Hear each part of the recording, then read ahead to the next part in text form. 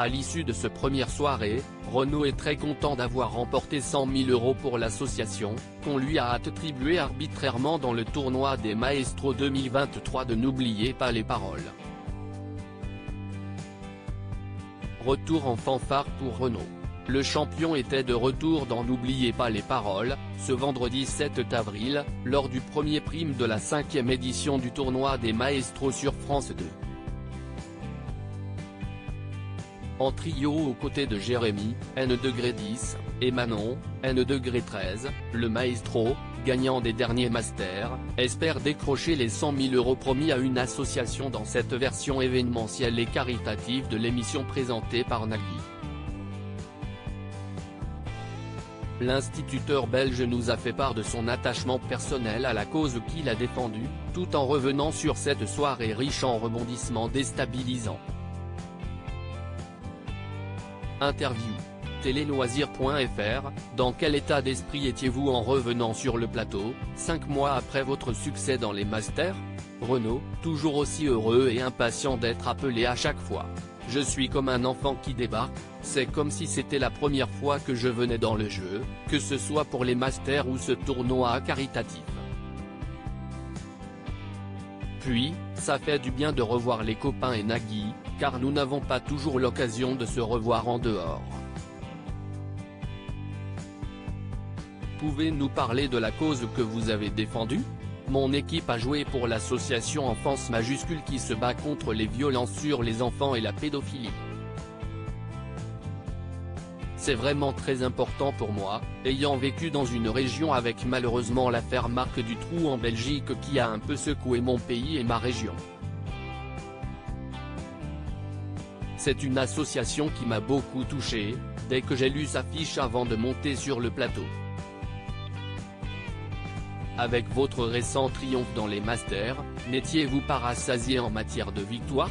Je suis un compétiteur, j'adore le jeu et l'émission, donc quoi qu'il arrive, je vais tout faire pour bien défendre mon titre dans tous les tournois ou, du moins, essayer de faire bonne figure. Après, c'est sûr que pour les tournois caritatifs, je suis toujours un petit peu plus relax comme on est réparti en équipe. Mais c'est le seul trophée qui me manque, j'aimerais bien le gagner pour avoir le grand chelem comme on dit au tennis.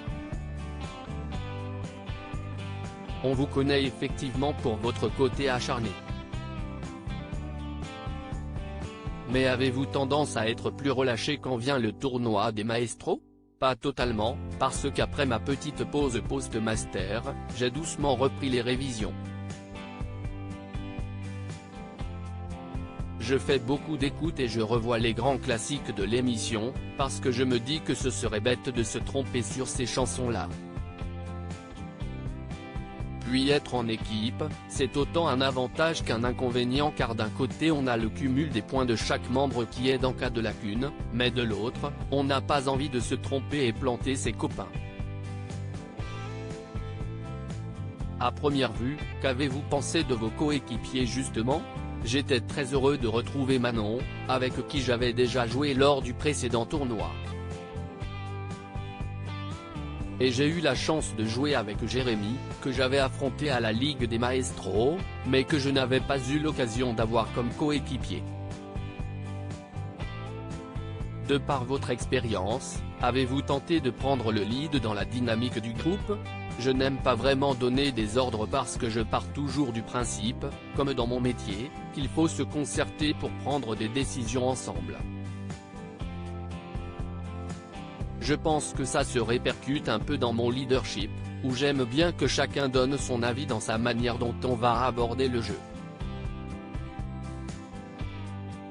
Comment s'est passé le premier prime de jeu pour votre équipe? En étant les premiers à découvrir les nouveautés imposées par Nagui, on n'a pas eu le temps de cogiter ou de calculer ce qu'on allait faire. On a été pris dans le bain, par l'ambiance du jeu. J'ai trouvé ça super comme principe mais c'était très déstabilisant. Si est ce qui a fait votre force face à Christopher, N°9, Manon, N°4, et Mika, N°19? Oui, car malgré le travail, il y a eu aussi beaucoup de chance. Mes coéquipiers sont certes très forts, Manon a été en demi-finale des Masters, elle est très solide, tout comme Jérémy. Mais je trouve qu'on a aussi bien réussi à se laisser porter par le jeu. Lors d'une épreuve, ils ont notamment dû parier le nombre de mots que je pouvais trouver sur une chanson inédite, ce qui en soi est très inconfortable. On était au courant de rien. Tout était fait pour nous mettre en difficulté. Je suis fier qu'on s'en soit sorti.